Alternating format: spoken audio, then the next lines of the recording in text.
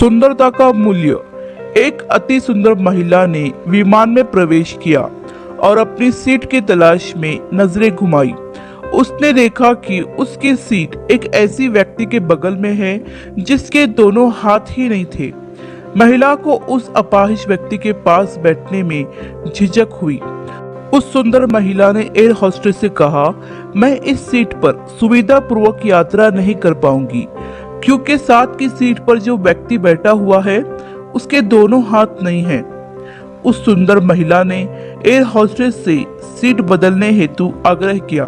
असहज हुई air hostess ने पूछा, मैम, क्या आप मुझे कारण बता सकती हैं? सुंदर महिला ने जवाब दिया, मैं ऐसे लोगों को पसंद नहीं करती। मैं ऐसे व्यक्ति के पास बैठकर यात्रा नहीं कर पाऊंगी। दिखने में पढ़ी लिखी और विनम्र प्रतीत होने वाली महिला की यह बात सुनकर एयर होस्टेस अचंभित हो गई। महिला ने एक बार फिर एयर होस्टेस से जोर देकर कहा कि मैं उस सीट पर नहीं बैठ सकती, मुझे कोई दूसरी सीट दे दी जाए। एयर होस्टेस ने खाली सीट की तलाश में चारों ओर नजर घुमाई पर कोई भी सीट खाली नहीं दिखी।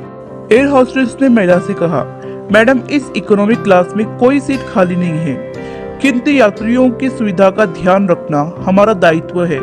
मैं विमान के कप्तान से बात करती हूँ, कृपया तब तक थोड़ा धैर्य रखिए। ऐसा कहकर एयर होस्टेस कप्तान से बात करने चली गई।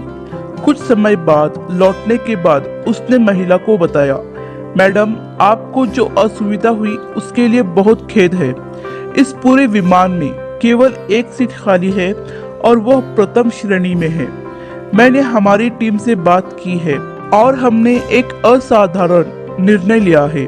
एक यात्री को इकोनॉमी क्लास से प्रथम श्रेणी में भेजने का कार्य हमारी कंपनी के इतिहास में पहली बार हो रहा है।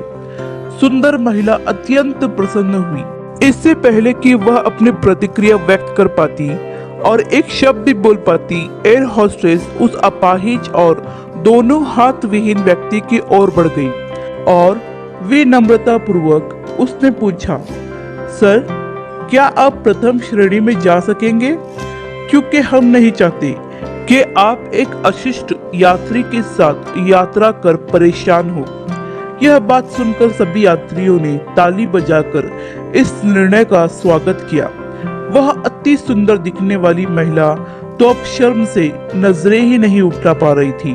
तब उस अपाहिज व्यक्ति ने खड़े होकर कहा, मैं एक भूतपूर्व सैनिक हूँ और मैंने एक ऑपरेशन के दौरान सीमा पर हुए बम विस्फोट में अपने दोनों हाथ खोए थे। सबसे पहले जब मैंने इन देवी जी की चर्चा सुनी तब मैं सोच रहा था कि मैंने भी किन लोगों की सुरक्षा के लिए अपनी जान जोखिम में डाली और अपने हाथ खोए। लेकिन जब आप सभी की प्रतिक्रिया देखी तो अब अपने आप पर गर्व महसूस हो रहा है कि मैंने अपने देश और देशवासियों की खातिर अपने दोनों हाथ खोए। और इतना कहकर वह प्रथम श्रेणी में चले गए। सुंदर महिला पूरी तरह से शर्मिंदा होकर सर झुकाए सीट पर बैठ गई।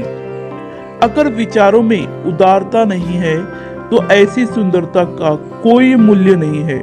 अगर आपको कहानी पसंद आई तो लाइक, सब्सक्राइब और शेयर जरूर कीजिए।